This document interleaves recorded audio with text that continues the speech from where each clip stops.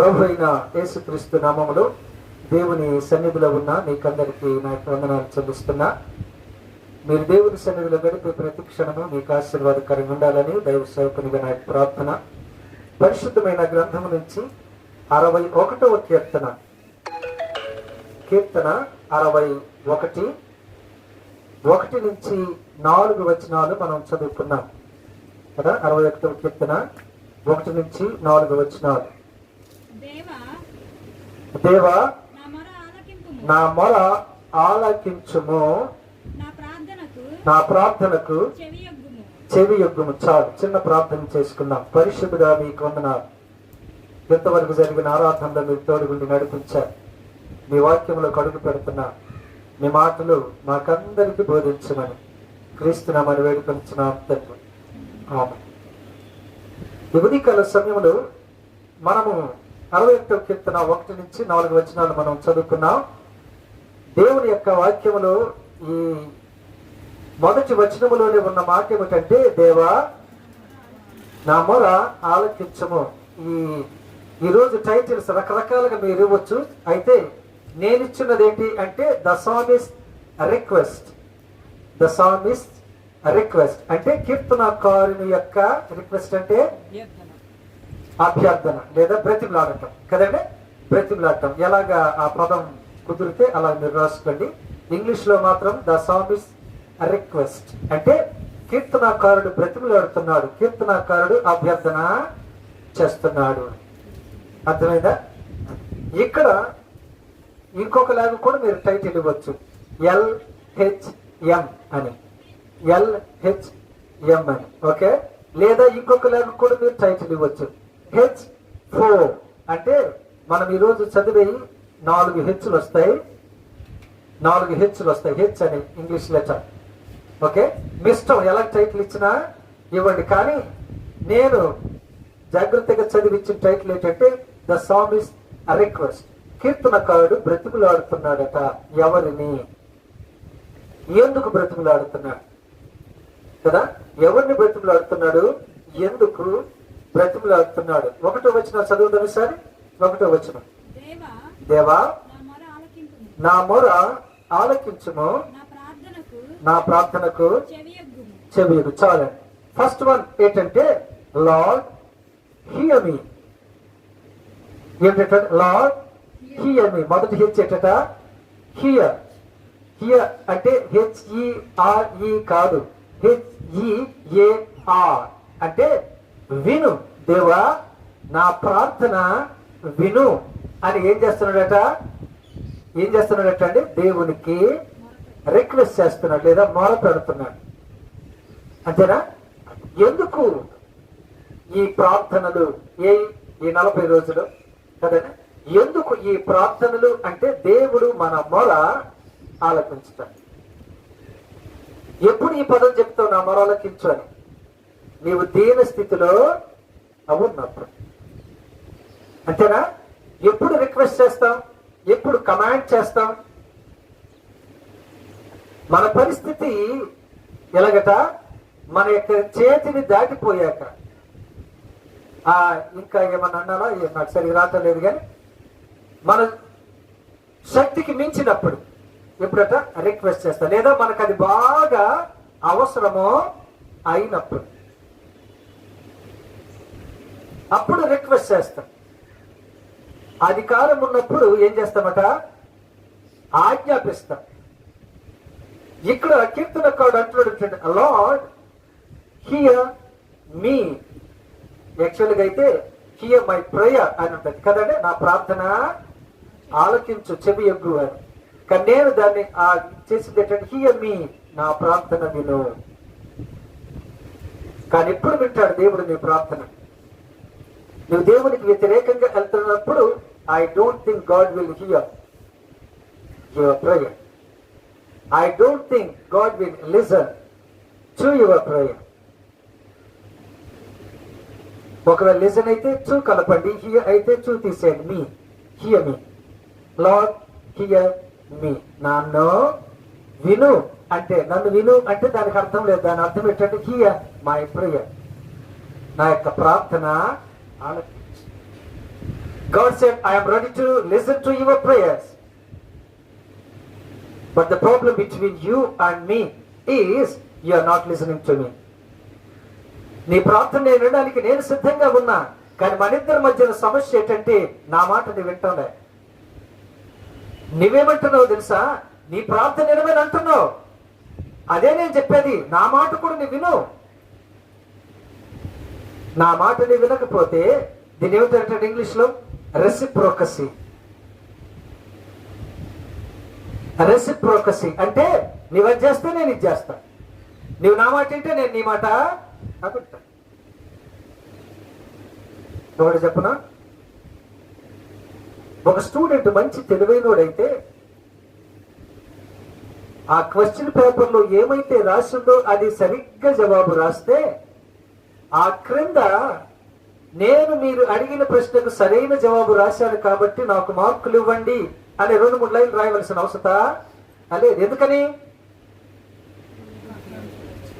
అడిగిన ప్రశ్నకు జవాబు రాసావా లేదా? దర్శా దేవుడు మన ప్రార్థన వినాలి అంటే దేవుని మాట కూడా మనము వినాలి.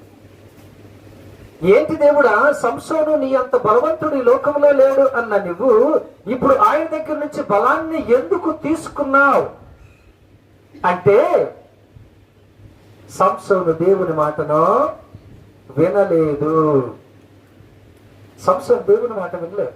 నేను ఎప్పుడన్నా నా మాట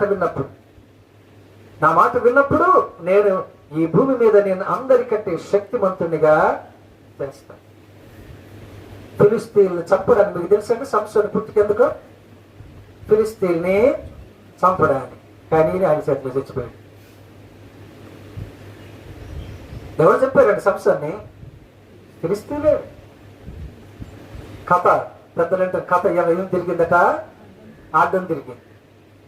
ఈనాడు చెప్పాలి అంటే నా ఉద్దేశం అసలు చంపలేదని కాదు, కొంతమంది చెప్పారు. కానీ అసలు ఈ ఉద్దేశం ఏంటి అంటే అందరినీ ఆయన ఆధీనంలోనికి తేవాలని ఈయన వాళ్ళ ఆధీనంలోనికి వెళ్ళిపోయారు. చాలా బాధాకరం. I ready to listen to your prayer. కానీ నీవు నా మాటను వింటావు. దేవుని మాట మనము వింటే దేవుడు మన ప్రార్థన వింటాడు. దేవుడు మన మొర ఆలకిస్తాడు. God, where are you? దేవుడా ఎక్కడ ఉన్నావు? I am in heaven. What are you doing there? ఏం చేస్తున్నావు అక్కడ? మేము ఐగుప్తు దేశంలో నరకం అనుభవిస్తున్నాం. దానికి కారణం ఎవరు? ఇజ్రాయేల్ ప్రజలు. నిర్గమకాండములో వాళ్ళు మొర పెద్దగా అంటారండి. 400 సంవత్సరాలు దాటిన తరువాత దేవునికి వాళ్ళ మీద ఏమి కలిగనో కనికరమో కలిగి.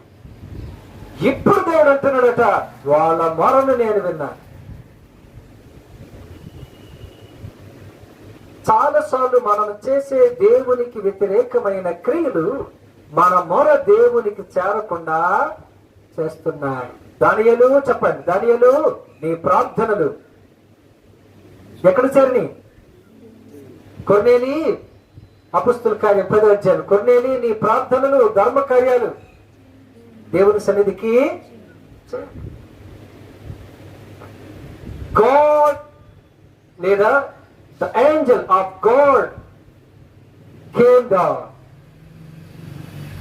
దేవుని యొక్క దూత క్రిందకు అవచ్చు. ఎందుకు అంటే నీతో శుభవార్త చెప్పడానికి, నీతో చెప్పడానికి.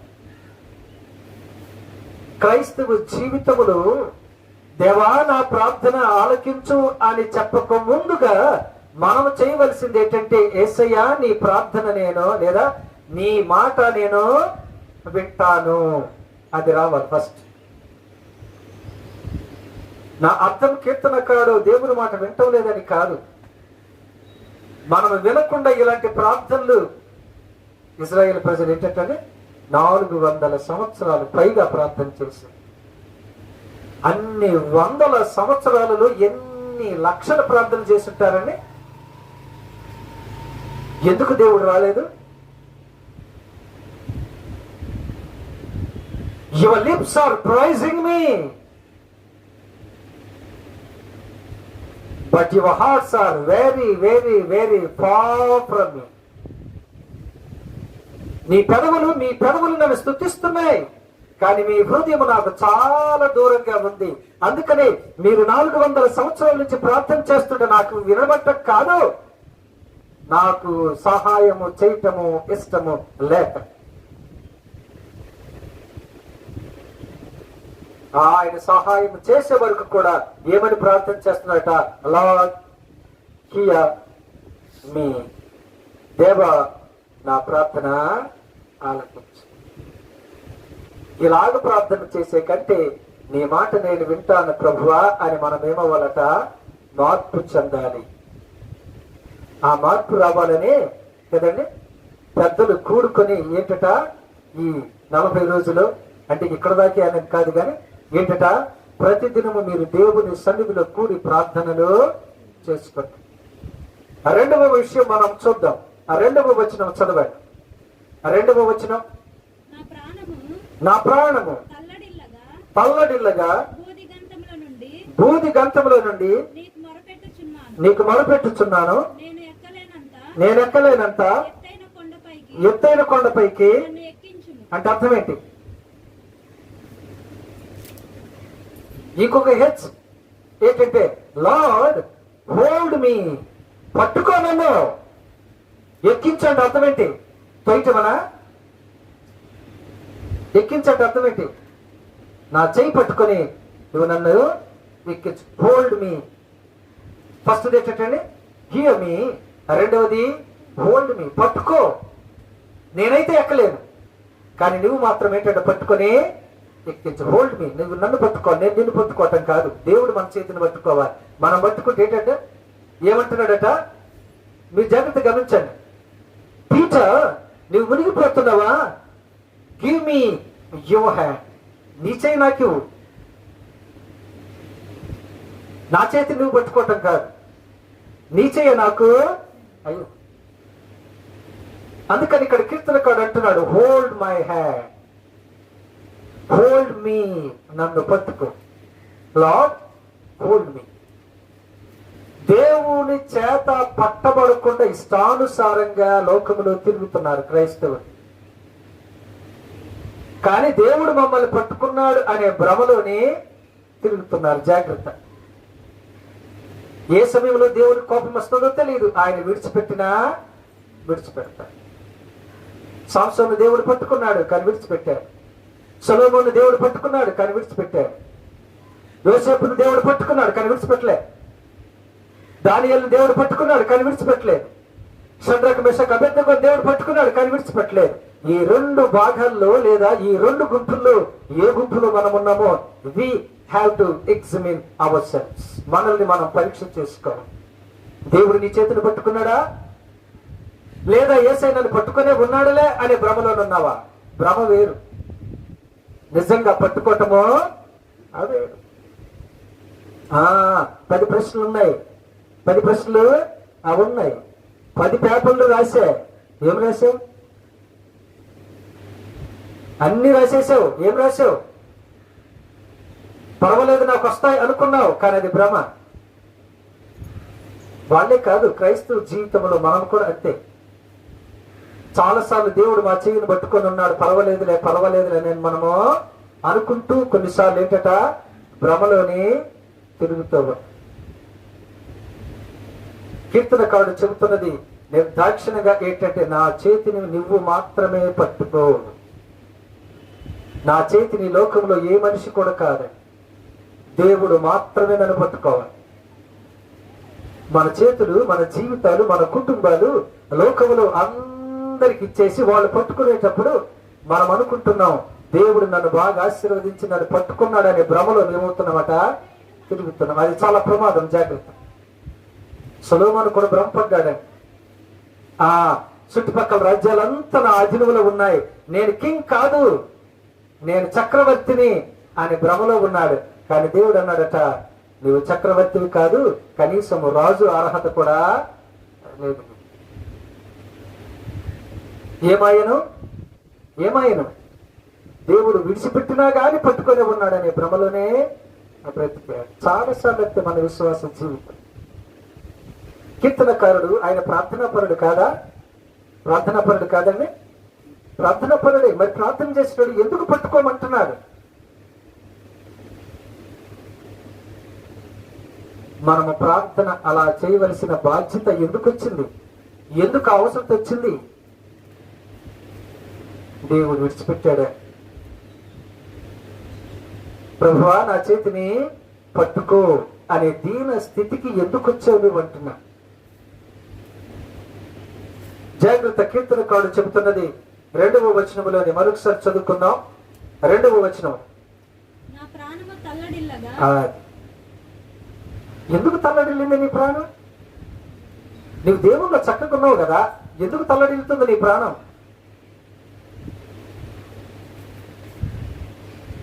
యోబు జీవితాన్ని చూడండి, మీరు తీయవలసిన అవసరం లేదు. యోబు జీవితాన్ని చూడండి, చెప్పండి. ఆస్తి పోయింది, బిడ్డలు పోయారు, ఆరోగ్యం పోయింది, భార్య ఎదురు తిరిగింది. అక్కడ వాక్యం అక్కడ యోబు యొక్క ప్రాణము తల్లడిల్లగా అనే పదం లేదు. ఎందుకు ఆ ప్రశాంతత? ఎందుకు ఆ పదం అక్కడ రాసిలేదు?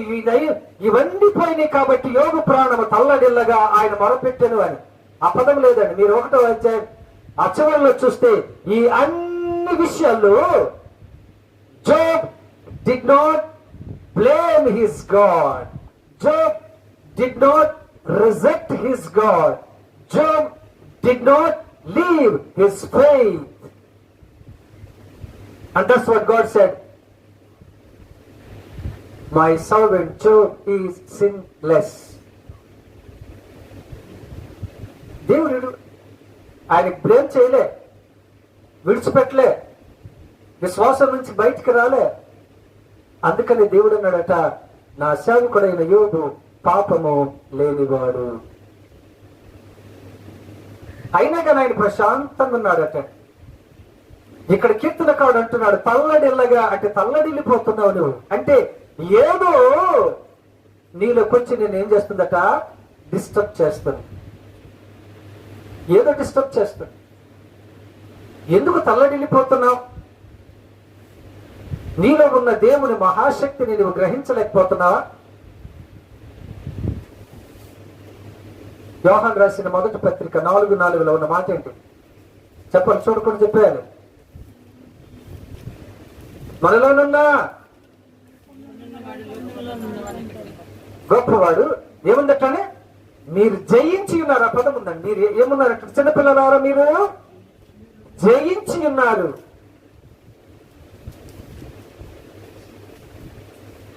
ఏముందటండి? మనం జయించాం. You are not defeated, you defeated. వేరే వాళ్ళు నిన్ను ఓడించలేదు, నువ్వే వాళ్ళని ఓడించావు. మరి ఓడించినప్పుడు ఎందుకు తల్లడిల్లుతున్నావు? అక్కడ పదం ఉంటుందంటే తల్లడిల్లగా. ఎందుకు తల్లడిల్లుతున్నావు అంటే దేవుడు నీ చేతిని పట్టుకోలేదా?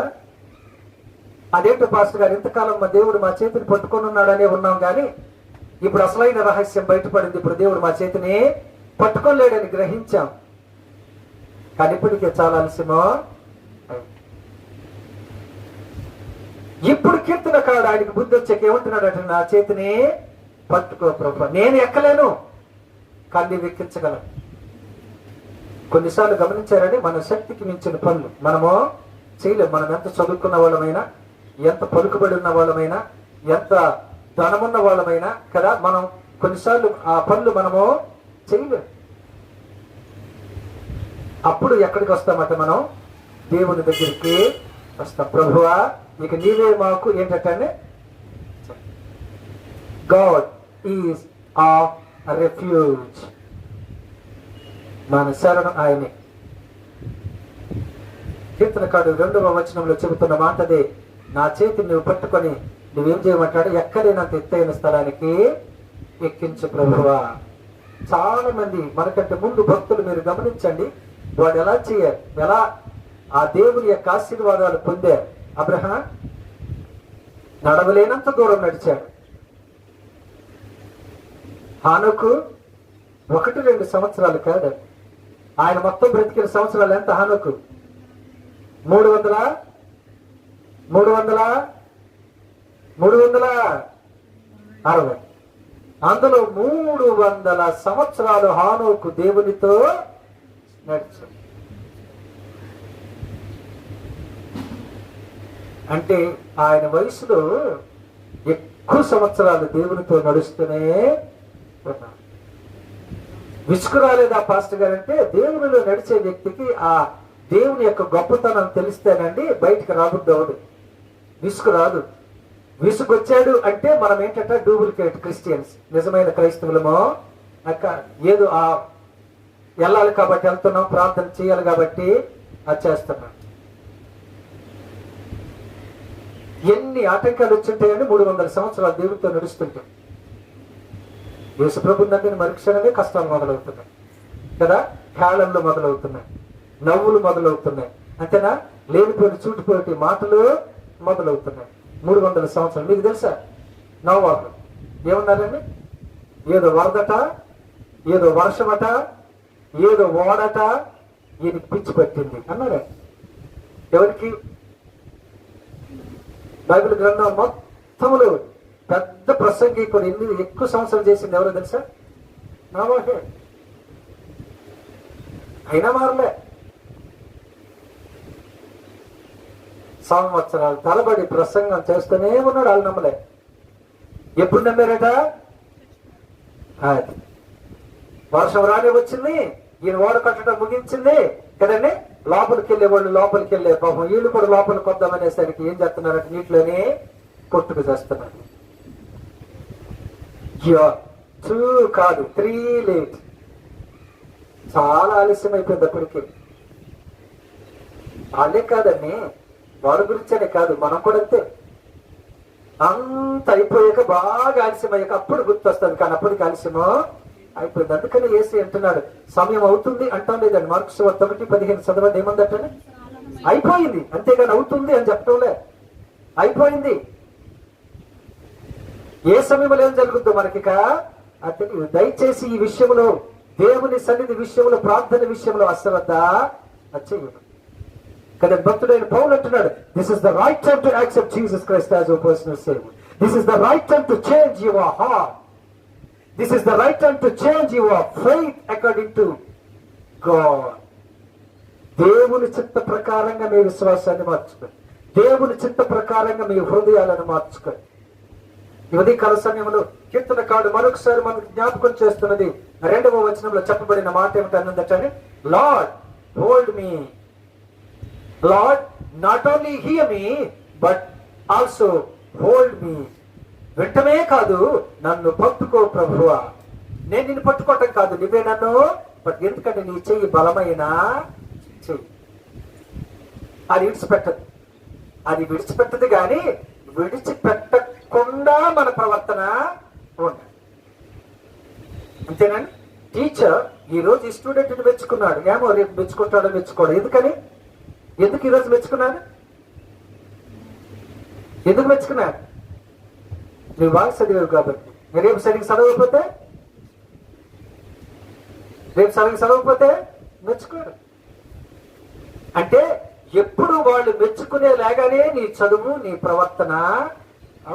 దేవుడు ఎప్పుడు కదండి చక్కటి మాటలు చెప్తాం. దేవుడు దయామయుడు, కరుణామయుడు, ఇంకేమయుడు, ప్రేమమయుడు, దీర్ఘశాంతం గలవాడు, ఇంకేంటి అలాగని ఎప్పుడు అదే. ఈ మాటలతోనే సొదొమ గొమొర్రా భ్రమలో ఉన్నప్పుడు గాడ్, దేవుడు ఏం చేసినట్టంటే, I am going to destroy the Sodom and గొమొర్.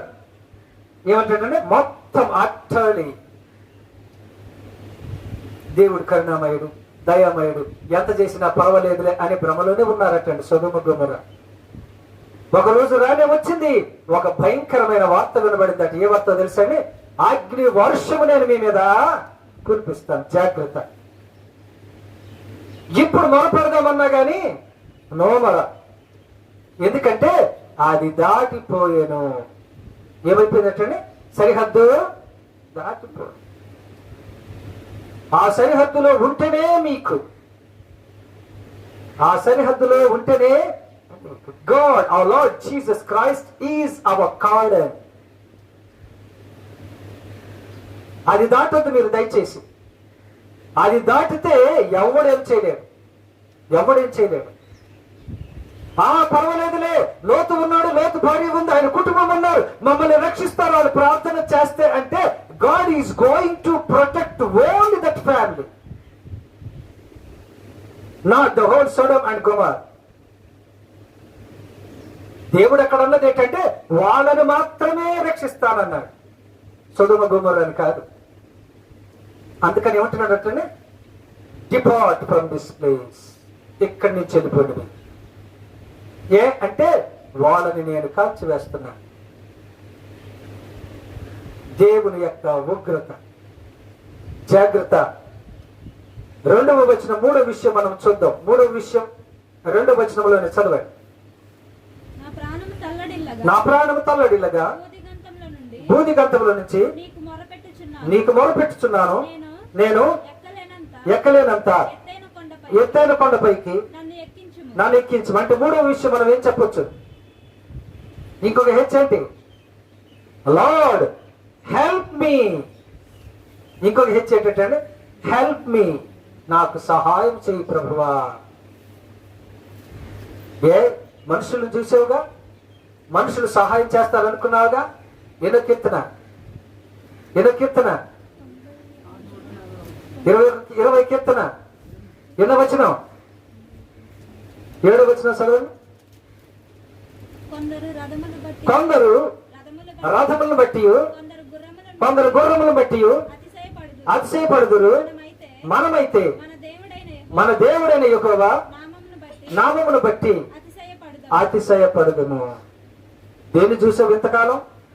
రథాలను చూసావు, గుర్రాలను చూసావు, రాజులను చూసావు. వాళ్ళు నీకు సహాయం చేయలేదా? ఒక రాజు పేరు చెప్పండి బైబిల్ గ్రంథంలో. ఈ రాజు తోడుగా ఉన్నాడు కాబట్టి నేను యుద్ధంలో గెలుస్తానని యుద్ధానికి వెళ్ళి బతికితాను. నేను రాజుల గ్రంథంలో దేవుని సహాయము కాకుండా పాస్టర్ గారు చెప్పారు, వద్దు నువ్వు యుద్ధానికి వెళ్ళొద్దు, నువ్వు చచ్చిపోతావు అన్నాడు. కానీ ఆ రాజు అన్నాడు, నాకింకొక రాజు తోడుగా ఉన్నాడు, నాకింకొక రాజు యొక్క సైన్యము తోడుగా ఉంది, నాకింకొక రాజు యొక్క రథాలు తోడుగా ఉన్నాయి, కాబట్టి నేను ఎక్కడికి వెళ్తానట? యుద్ధానికి వెళ్తానన్నాడు. కానీ పాస్టర్ గారు అయిన మత్తయ్య అన్నాడట, వద్దు, దేవుడు నాతో చెప్పాను, నీవు యుద్ధానికి వెళ్ళిన మరుక్షణము నిన్ను చంపేస్తాను, లేదు నీవు అబద్ధం చెబుతున్నావు అన్నాడు. యెహోషాపాతు రాజును చూశాడు. యెహోషాపాతు రాజు నాకు తోడుగా ఉన్నాడు, ఆయన సైన్యం తోడుగా ఉందని, ఆయన రథాలు తోడుగా ఉన్నాయని. ఆహాబు ఏమైపోయినట్టనే చనిపోయాను. ఎవరి సహాయం చూశాను? మనుషులదా? ఏ రథాలు నేను రక్షిస్తాయి అనుకున్నావు? ఏ గుర్రాలు నేను రక్షిస్తాయి? ఏ సైన్యం నేను రక్షిస్తుంది? 23వ కీర్తన రాసిన ఆ భక్తుడైన ఈ దావీదు రాజు కదా, మహాచక్రవర్తి, యుద్ధ నైపుణ్యం గలవాడు, ఎవరితోను కూడా ఆయన యుద్ధంలో ఓడిపోని వ్యక్తి ఏమంటున్నాడో తెలుసని, నీ సహాయం నాకు కావాలి. ఇక్కడ చెప్తున్నది ఏంటట? Lord help me. మనుషులు సహాయం చేసావా నువ్వు? అందుకనే కీర్తన కాడు అక్కడ 20 ఏమంటున్నాడటంటే, కొంతమంది రథాలను బట్టి కొంతమంది గుర్రాలను బట్టి అతిశయిస్తారు. కాదు, అది తప్పు. నీవు తప్పుటడుగు వేస్తున్నావు, జాగ్రత్త. ఏమంటుందటంటే, నేనైతే, మనం చెప్పవలసిన మాట కింద ఏమంటుంటే, నేనైతే చెప్పండి, ఏమనుంది? యెహోవా నామమును బట్టి. ఇక్కడ కూడా కీర్తన కాడు అంటున్నది, నా పక్క రాజా నా చేయి పట్టుకో, సహాయం చేయి అంటలే. మీరు సైన్యం అంతా రండి నాకు సహాయం చేయడానికి. ఇవి ఏవి నిలబడలేదు. మీకు తెలుసా, సిరియా సైన్యం ఏమైంది? ఎవరప్పుడు? ప్రవక్త పేరు ఏం పేరు?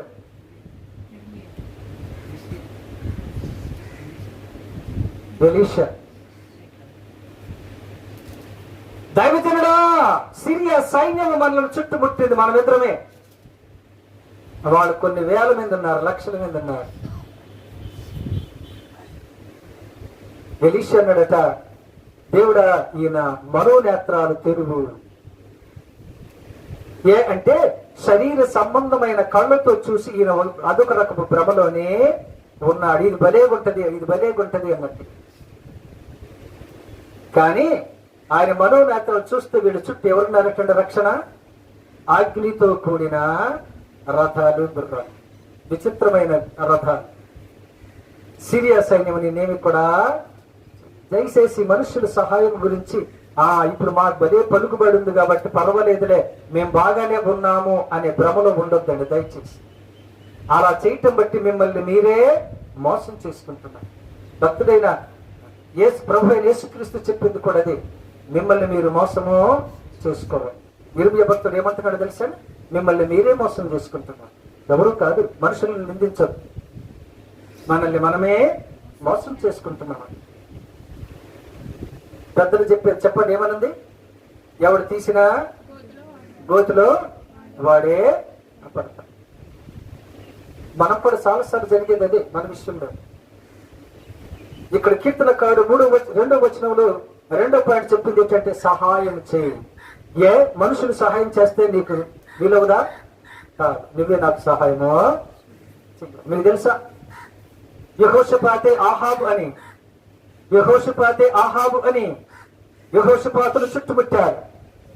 కానీ పాస్టర్ గారి యొక్క మాట ఏంటో తెలుసండి? ప్రవచనం, యెహోషాపాతు మరణించడు, ఆహాబు మాత్రమే మరణిస్తాడు. అది పాస్టర్ గారి వచనం.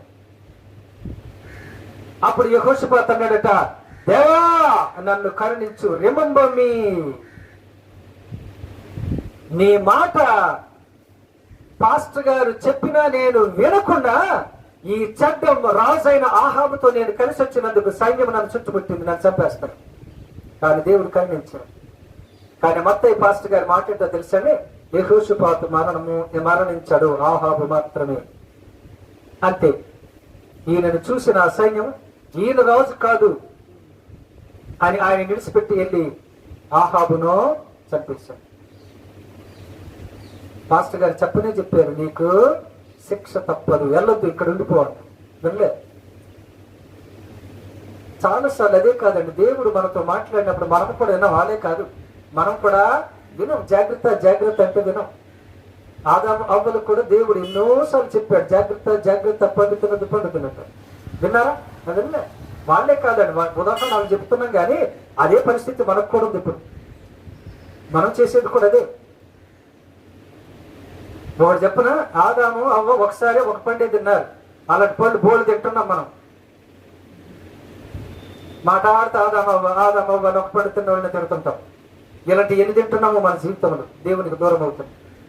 ఆ తోటలో నుంచి ఒకసారి తొయ్యబడ్డాడు, అస్తమానం తొయ్యబడలే. అక్కడి నుంచి అక్కడికి ఏమవుతున్నట్టు మనము త్రోసివేయబడే పరిస్థితిలో లేకుండా దేవుడు కీర్తనకారుడు చెప్తున్నాడు ఏంటంటే, హెల్ప్ మీ, నాకు సహాయము చెయ్యి. నేను మనుషుల సహాయం నాకొద్దు, ధన సహాయం నాకొద్దు కదండి, పలుకుబడి సహాయం నాకు వద్దు, నీ సహాయం నాకు కావాలి. ఎందుకు మోషే ఇజ్రాయేల్ దేశము కాదు ఐగుప్తు దేశంలో ఉన్నా, పలుకుబడి మొత్తం ఉన్నా ఎందుకు పారిపోయాడు? ఐగుప్తుల్ని చంపే అధికారం మోషేకి లేదా? ఉందా లేదా? చెప్పండి, ఉందా లేదా? ఉంది. ఎందుకు చంపకూడదు? ఈయన పారిపోతున్నాడు. ఎందుకంటే ఫరో కుమార్తె కదా ఈయన పెంచి పెద్ద చేసింది. ఆమె మరి తర్వాత ఎవరు రాజు? మోషేనే. మరి ఈయన ఎందుకు పరిగెడుతున్నాడు అంటున్నా? అది దేవుని ప్రణాళిక కాదు,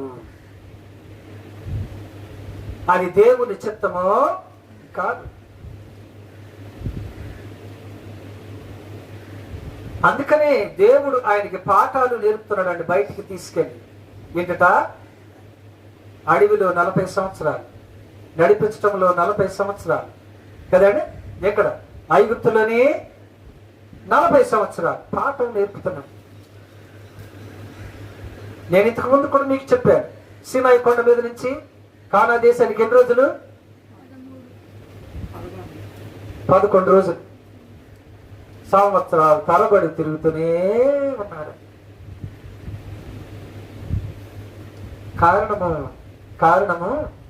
కారణము దేవుని సహాయములో వెళ్తున్నాం అనుకుంటున్నారు కానీ దేవుని కోపములో నడుస్తున్నాం అని వాళ్ళకి. దేవుని సహాయములో గానే వెళ్తూ ఉంటే 11 రోజులకే చేరును వాళ్ళు. ప్రారంభము దేవుని సహాయముతోనే ప్రారంభమైంది, కానీ మధ్యలో దేవుని సహాయము పోయెను.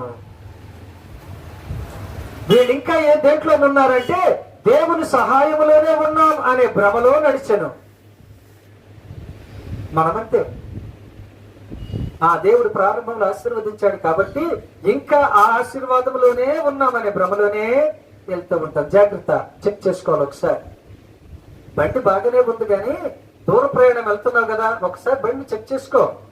ఎందుకని మంచిది.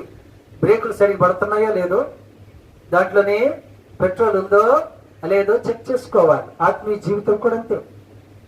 వాక్యాన్ని చదువు, చెక్ చేసుకో. ప్రభువా పర్వాలేదా అని అనుకుంటున్నానా? ఈ ఉదయకాల సమయంలో కీర్తనకారుడు మనకు చెబుతున్న చక్కటి, నేర్పిస్తున్న చక్కటి పాఠాలు. లార్డ్ హెల్ప్ మీ, నాకు సహాయం చేయి. దేనికి హెల్ప్ చేయాలి? ఒకవేళ నేను అలాంటి భ్రమలో కానీ ఉంటే నన్ను బయటికి తీసుకురా ప్రభువా. వద్దు, ఆ భ్రమలో నేను ఉండటం నాకు ఇష్టమో లేదు. 4వ విషయం మనం చూద్దాం. 4వ విషయం 3-4 వచనాలు చదవండి. 3-4 వచనాలు.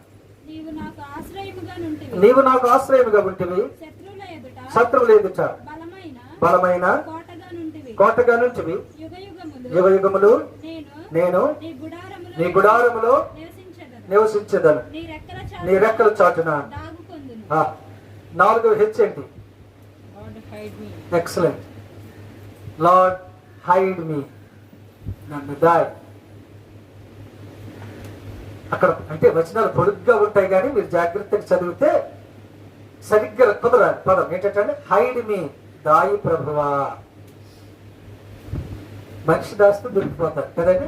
దేవుడు దాస్తే 91వ కీర్తన అనుకోండి ఏమందట? 91వ కీర్తనలో ఏముందట? చాటును. ఎంత ఉన్నతమైన వాడు?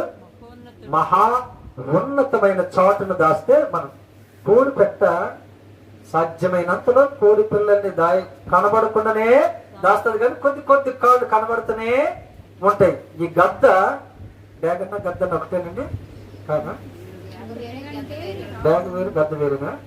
సర్లే పోనీ గద్ద ఏం చేస్తుందటండి? ఏమైనా బయటకు వస్తుందేమని అలా తిరుగుతూ ఉంటదట. ఏంటి నువ్వు చెప్తినేది అని తల్లి మాట విసర్జించి బయటకు వస్తే ఏమవుతుందో చెప్తుంది. విత్ నో టైం, క్షణాల్లో పట్టుకొని ఏమవుతుందటండి? పట్టుకొని ఎత్తుకుని. సాతానుడు కూడా అలాగే తిరుగుతూ ఉన్నాడు. మనకు తెలుసు, చూడకుండా చెప్పొచ్చు. పేతురు రాసిన మొదటి పత్రిక మీరే చెప్పేస్తారు 5వ అధ్యాయం అంతే రైట్. ఎందుకంటే పేతురు రాసిన మొదటి పత్రిక 5వ అధ్యాయం 8వ వచనం. తిరిగితే తిరిగెళ్ళే, వెతుకుతూ కూడా అటండి. ఏమన్నది అక్కడ? వెతుకుతూ తిరుగుతూ, బట్టి తిరిగితే తిరిగాడు కానీ వెతుకుతూ ఉన్నాడట. తిరిగితే తిరిగాడు కానీ వెతుకుతున్నాడు అని అంటే ఏం చేస్తాడట? వెతుకుతాడు. అంటే నువ్వు బలవంతుడు అయితే ఏం చేయలేడు కానీ కదండి. బైబిల్ గ్రంథంలో పడిపోయిన వాళ్ళు ఉన్నారు కదండి. పడిపోయిన వాళ్ళు ఉన్నారు. అలాగని పడిపోయిన వాళ్ళే చూసి మనం పడిపోవాలని రోజులు కాదు. పడకుండా ఉన్నవాడు కూడా ఉన్నారు. యోసేపు లేడా కదండి? దానియేలు లేడా? షడ్రక్ మెషక్ అబేద్నెగో లేరా? యోబు లేడా? వాళ్ళను కూడా మనం చూసి ఎలాగుండాలంట బలంగా. వాళ్ళ మీద ప్రయత్నాలు జరిగినాయా? సాతాను ప్రయత్నాలు జరిగినాయా? జరిగినాయి. సంసోను మీద జరిగింది ప్రయత్నం, పడిపోయాను. యోబు మీద ప్రయత్నం జరిగింది, పడలేదు. యోసేపు మీద ప్రయత్నం జరిగింది, పడలేదు. అదే నిలబడ్డాడు. పడలేదంటే అర్థం ఏంటంటే నిలబడాడు. అందుకనే వాక్యంలో ఉన్న మాట ఏంటంటే యోహాను సువార్త 15వ అధ్యాయం 4వ వచనంలో, మీరు నా యందును నేను మీ యందును పడిపోయి ఉందుము, వాక్యం అంటే భలే ఉంటుంది. వాక్యం భలే చక్కగా యేసయ్య క్లియర్గా చక్కగా రాశాడు. మనం పైన ఈరోజు అధ్యాయం ఒకటి చదివేయాలి కాబట్టి అధ్యాయం చదివేస్తున్నాం. అలా చదువు, ఒక నోట్ బుక్ తీసుకోండి చదువుకున్నవాడు. 10 వచనాలే చదవండి, పర్వాలేదు. సంవత్సరం మొత్తానికి నేను బైబిల్ చదివేసాను అయ్యగారు, దాని గురించి కాదు. I don't like such kind of reading. ఏం అర్థం చేసుకుంటూ చదివావు కదండి అయ్యగారండి. మావాడండి ఏ పురుగు పుస్తకాలు పురుగు అండి. కానీ ఇప్పుడు చూసినా అంతే.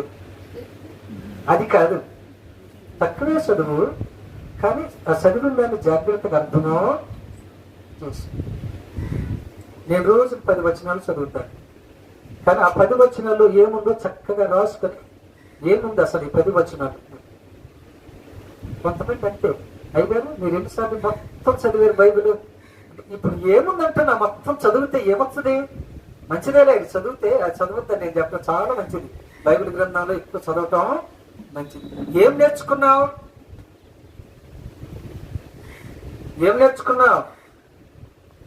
అద్దరంటే పరలోకం, ఇద్దరంటే భూలోకం అని నేర్చుకున్నావా?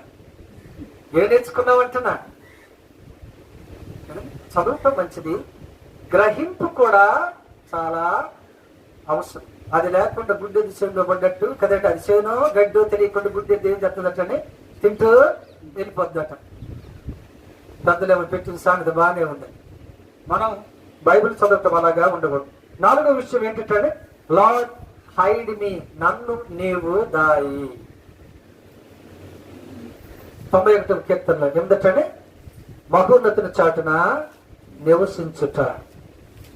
మహా ఉన్నతమైన వాడు మన ప్రభు అయిన యేసుక్రీస్తు. ఆయన చాటును మనం దాక్కోవాలి. ఎంత పెద్ద ఆయన రెక్క చెయ్యి పాస్టర్ గారు అంటే, ఎంతమంది వచ్చినా చెయ్యి పెరుగుతూనే, ఎంతమంది వచ్చినా స్థలము ఉంటూనే దానికి. ఇదిగో ఇదట మచిలీపట్నం వాళ్ళకి మాత్రమే సరిపోయింది, మిగిలిన వాళ్ళకి లేదండి అనేది. ప్రపంచం మొత్తం ఎంతమంది వచ్చినా ఆ చెయ్యి సాగుతూనే ఉంటుంది, దాని కిందకి ఎంతమంది అయినా రావచ్చు. 24 గంటలు వేసి సాధిస్తున్నాడటండి. విననొల్లని ప్రజల వైపు దినమెల్లా నా చేతులు సాచి. విననొల్లని ప్రజలు, వినే ప్రజలు కాదు, జాగ్రత్తగా. విననొల్లని ప్రజలు, ఆ విననొల్లని ప్రజల్లో ఏమో క్రైస్తవులు కూడా ఉన్నారేమో. అది విననొల్లని ప్రజలు అంటే ఒక అన్యులే కాదు. అర్థమవుతున్నా? కొన్నిసార్లు మన జీవితంలో వాక్యం మనకి సరిగా అర్థం కాక ఇంకొకలాగా అర్థం చేసుకొని ఎక్కడెక్కడికో మనము వెళ్ళిపోతూ ఉంటాం. జాగ్రత్త. ఉదయకాల సమయంలో ప్రభు మనతో మాట్లాడుతున్నది, దేవుడు నిన్ను దాచెనా లేకపోతే మనిషి దాచెనా? ఎవరు దాచెను? మనిషికి దాయటం తెలియదు. అంటే దాయటం తెలియదంటే ఈ లోక సంబంధమైన కాదు నేను చెప్పేది, ఆత్మ సంబంధంగా దేవుడు మాత్రమే నిన్ను సరిగ్గా దాయగలడు, జీవితాంతమో దాయగలడు. అందుకనే దావీదు మహారాజు రోజుకి 7 సార్లు ప్రార్థన చేసినా ఆయన అంటున్నది ఏంటంటే, నువ్వు నా కాపరి. ఎవరంటేనే నువ్వే నాకు, నువ్వైతే నన్ను సరిగ్గా దాయగలవు, వేరే వాడుక. ఇన్ని రాజ్యాలు జయించి ఈయన కూడా అట్టండి శత్రు సైన్యం యుద్ధానికి వస్తున్నారు అన్నప్పుడు అట్టండి ప్రార్థన చేసుకునేవాడట. ఎవరు? దావీదు. యేసయ్యా లేదా దేవుడా, నేను యుద్ధానికి వెళ్ళాలా వద్దా?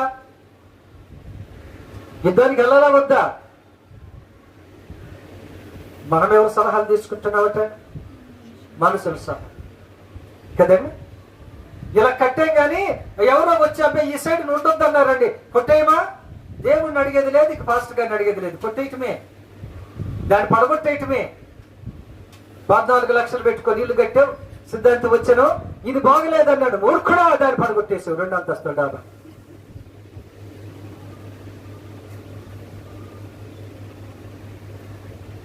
ఆ పేదవాడికి ఎవరికైనా రాసి ఇచ్చినా బాగుంది. అలా కట్టమని చెప్పింది ఎవరు? వాళ్ళే. మరి ఇది తప్పని చెప్పింది ఎవరు? ఇంకొకటి వచ్చి చెప్పాడు. ఈయనదే. నేను వెర్రుడనలో మూర్ఖుడనలో ఇంకేదని పదం ఉందా? మళ్ళీ కట్టాక ఒకడు కట్టమంటాడు, ఇంకోటి పడగొట్టమంటాడు. ఎవడు రైటో తెలియదు. ఖర్చు పెట్టేది ఎవరు? ఖర్చు పెట్టేది ఎవరు అంటే దేవుడు మనల్ని దాయాలండి. దేవుడు మనల్ని దాయాలి. రోజులు చెడ్డే కాదు, మనుషులు చెడ్డు కదండి. యేసుక్రీస్తు రోజులను బాగు చేయడానికి వచ్చాను అని ఆదికాండం 8వ అధ్యాయం 8వ వచనంలో ఉంది. రోజులను బాగు చేయడానికి దేవుడు ఈ లోకానికి వచ్చానని ఆదికాండం 8వ అధ్యాయం. అది కరెక్ట్, నాకు కూడా తెలియదు. మీకు కూడా తెలీదా? మనుషులను బాగు చేయడానికి వచ్చాను. పిట్టలను బాగు చేయడానికి వచ్చానా, చెట్లనా?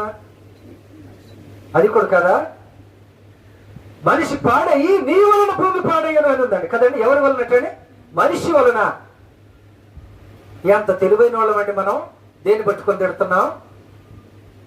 రోజులు ఫస్ట్ గారు ఈ మధ్యన రోజులు అయిగారండి ఎలాగలేవట, బాగలేవు. మళ్ళీ తెలివిగా చెబుతున్నాం మనం కదండి. చాలా తెలుగుగా చెబుతున్నాం, కానీ ఈ తెలివితేటలు పనికిరావు. అర్థమవుతుందండి. నువ్వు ఈ లోకంలో కొంతమంది కొన్నిసార్లు నువ్వు మోసం చేయగలవు, అంతమందిని అన్నిసార్లు మోసం చేయ. జాగృతి ఉదయకాల సమయంలో 4 విషయాలు మనం చూసాం. మన టైటిల్ పేరేంటంటే ద సామిస్ట్ రిక్వెస్ట్, అంటే కీర్తనకారుని యొక్క అభ్యర్థన లేదా బ్రతిమలాడటం. ఏంటంటే నెంబర్ 1 ఏమని బ్రతిమలాడుతున్నాడట? లార్డ్ హియర్ మీ, దేవా నా ప్రార్థన అవిను. లార్డ్ హోల్డ్ మీ, నీవు నన్ను పట్టుకో. 3వది లార్డ్ హెల్ప్ మీ, నీవు నాకు సహాయము చెయ్యి. ఇక 4వది లార్డ్ హైడ్ మీ, నువ్వు నన్ను. అందుకనే యేసు అంటున్నాడట, రక్షణ పొందిన వాళ్ళు నా చేతిలోనున్నారు, నా చేతిలో నుంచి ఎవడు వాళ్ళని విడిపించలేడు కదండి. యోహాను సువార్త. ఈ లోకంలో ఎవడు కూడా నన్ను ఏం చేయలేడు, నా చేతుల నుంచి విడిపించలేడు. ఎంత గట్టిది నా చెయ్యి, చాలా బలం. ఎంతమంది మనుషులు వచ్చి కొడితే, ఎన్నిసార్లు సాతానుడు వచ్చి కొడితే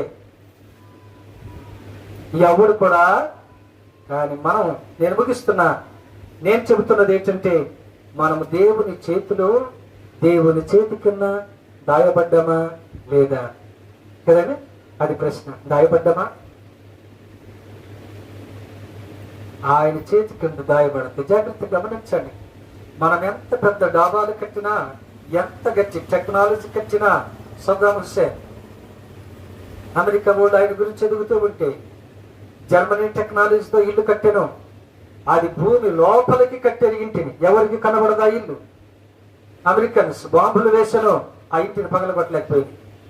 బాంబు కూడా పగలగొట్టలేకపోయిందండి ఆ ఇంటిని. సద్దాం హుస్సేన్ ఇరాక్. అంటే అది ఆశ్రామాసి టెక్నాలజీతో కట్టబడి ఇల్లు. అమెరికా వాళ్ళు బాంబులు వేస్తారు, పగలగొట్టలేకపోయింది.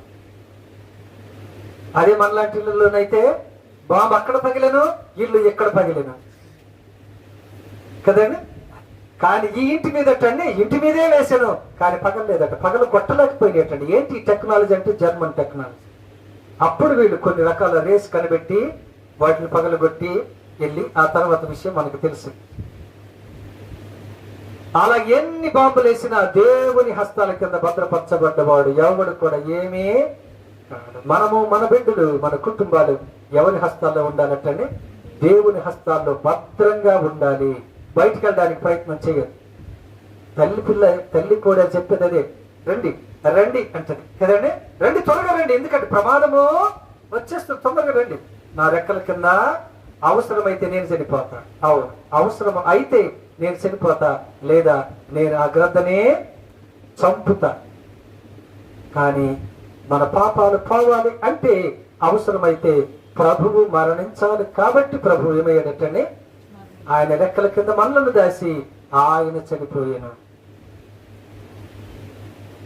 కాబట్టి ఆ రక్షణ హస్తముల కిందే మనం ఉన్నాం, బయటికి వెళ్ళొద్దు. వెళ్ళి పాపములో పడి కదా దేవుని ఉగ్రతకు మనము గురి కాకుండా చూద్దాం. ఈ ఉదయకాల సమయంలో ప్రభువు మనతో మరొకసారి హెచ్చరించినందుకు దేవునికి వందనాలు చెల్లిస్తున్నా. దేవుడు మనలను, మన బిడ్డలను, మన సంఘాన్ని, మన కుటుంబాలను ఆయన హస్తముల కింద భద్రపరిచి ముందుకు తీసుకొని వెళ్ళును గాక.